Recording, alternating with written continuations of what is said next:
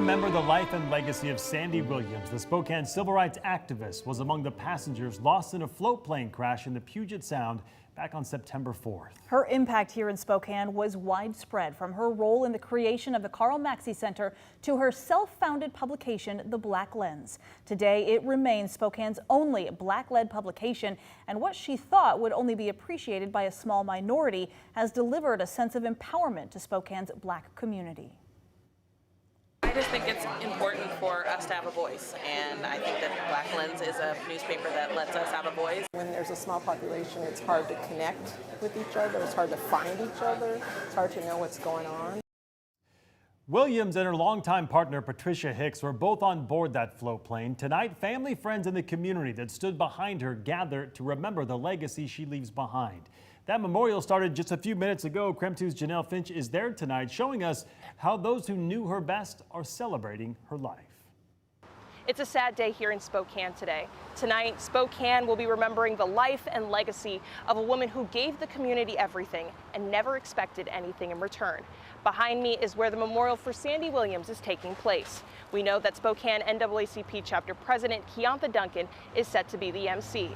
Since learning the news that Sandy Williams and Patricia Hicks were on the float plane that crashed in Western Washington, I've been speaking with family and friends about the two women they loved, who they say will leave behind a void that will be hard and even impossible to fill. It's a terrible loss for this community. She really did want to carry a lot of people. Not many people want to do that. We've been partners in crime since we were born. It was Sandy and I against the world. When she got an idea, she worked it through. She made it happen. She took the time and the energy and had the fire and the passion to see it to fruition. So she's always been like that. She worked on so many levels, it's hard for the average person to even understand. There wouldn't have been a Karl Maxey Center without her. She did bring Black people together, to bring all people together, and for us to support each other.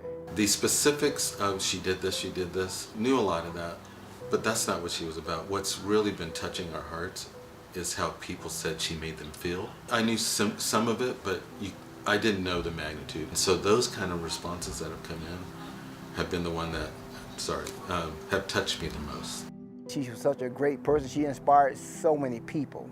It's always comforting for other people to know that there's someone like her in the community and right around the corner. Found her place in a community where it was in need of a voice for those that were underrepresented. So I hope people remember that in addition to that person that was fighting the fight, you also had a very amazing woman who found a terrific partner in Patricia. We just didn't lose one, we lost two important community members here. Patricia was also a beautiful person. She would just want those of us who were touched by her to pick up the flag, pick up the lantern, and try to keep the light shining in the right direction. KREM 2 will also be live streaming the event tonight, so if you can't make it down here yourself, you can tune in on KREM.com or our KREM YouTube page. In Spokane, Janelle Finch, KREM 2 News. And as we said, the Sandy Williams Memorial is happening right now at the First Interstate Center for the Arts in downtown Spokane. And coming up tonight on KREM 2 News at 6, we'll hear from those at that memorial service. And as Janelle just said, if you do want to watch it, we are streaming it live on KREM.com right now. You can also find it on our KREM 2 mobile app.